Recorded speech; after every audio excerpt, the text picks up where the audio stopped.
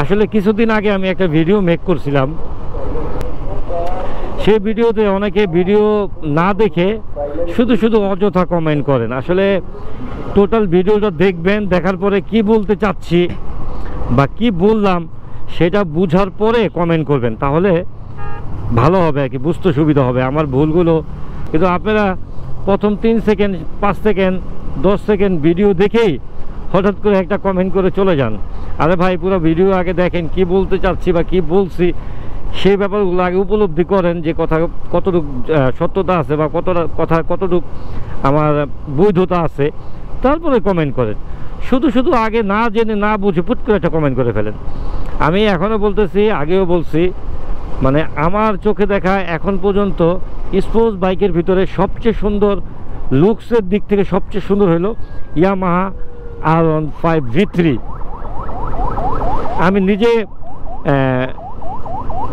আর আমি সিবিআর চালাই বলে যে বলবো সিবিআরের লুক সবচেয়ে বেশি সুন্দর না, এটা কখনোই না। আমি এটা কেন বলবো, যেটা সুন্দর না ওটা কেন সুন্দর বলবো? কিন্তু আমার কাছে V3 প্রথম থেকে এখন পর্যন্ত বাংলাদেশে যত বাইক আছে স্পোর্টস বাইক, কিন্তু V3-র মতো এত সুন্দর লুকসে কোনো বাইক কারো মন কাটতে পারে নাই। আপনি এখনও যদি গ্রাম অঞ্চলে যান, ছোটো ছোটো ছেলে মেয়েদের যদি কোনো স্পোর্টস বাইক দেখে, ওরা কিন্তু না বুঝেই বলে R15, কিন্তু আসলে ওইটা R15 না। আমার বাইকটাও দেখে অনেকে R15 মনে করে বাচ্চারা। মানে কি পরিমাণ মানে নাম ডাক থাকলে একটা বাইককে ছোট ছোট বাচ্চারা পর্যন্ত চিনতে পারে যে এটা আপনার V3।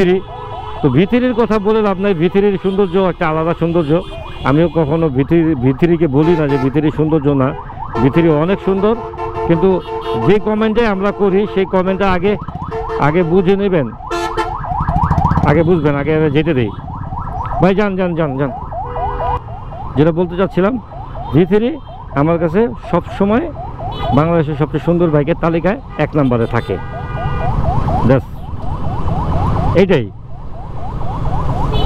তো, এই কথাটাই। আরেকটা কথা হলো, কিন্তু কমফোর্টের দিক থেকে V3 সিবিআরের সাথে এখনও পারবে না, কখনো পারে নাই, আর পারবেও না। এটা হইলো আমার কথা। এখন আমি কমফোর্ট বলছি দেখে যদি আপনারা বলেন আমাকে যে ভাই FZS ভার্সন 2 ভার্সন 3 এগুলো কিনে নেন, আরে ভাই একটা স্পোর্টস বাইকের ভিতরে কমফোর্টেবল থাকতে পারে না? তো সেই কমফোর্ট বাইকটা হলো এই বাইকটা, যে স্পোর্টস হওয়া সত্ত্বেও বাইকটা অনেকটা রাইড করতে কমফোর্টেবল ফিল হয়। এই ব্যাপারটাই তো বলছি, তাই না?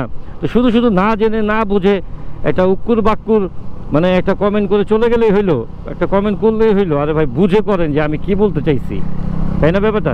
তো যাই হোক, কেউ কথাটা নিজের উপরে নেবেন না। আমি যেটা আমার কাছে মনে হয়েছে যে এই জিনিসটা শেয়ার করা উচিত, আমি এই ব্যাপারটা আপনাদের কাছে শেয়ার করলাম। তো ভালো মন্দ আপনারাই বলবেন যে আসলে আমার কথা ঠিক আছে কিনা।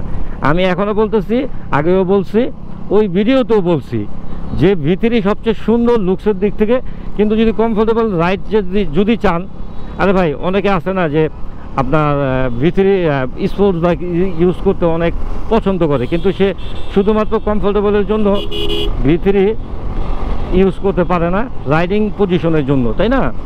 এখন আপনি আবার বলবেন রাইডিং পজিশন তো ওরকমই হয়, V3 দিয়ে কি কেউ অনেক দূরে যায় কিনা? হ্যাঁ ভাই, যায়। আমাদের দেশে সবাই সব জায়গায় যায় V3 নিয়ে, পাহাড়ে গেলে দেখবেন সব V3। তাহলে ওইগুলো বলে লাভ আছে? বুঝে কমেন্ট করবেন ভাই, এটাই আপনাদের কাছে বলা, আমার আর কিছু বলার নাই।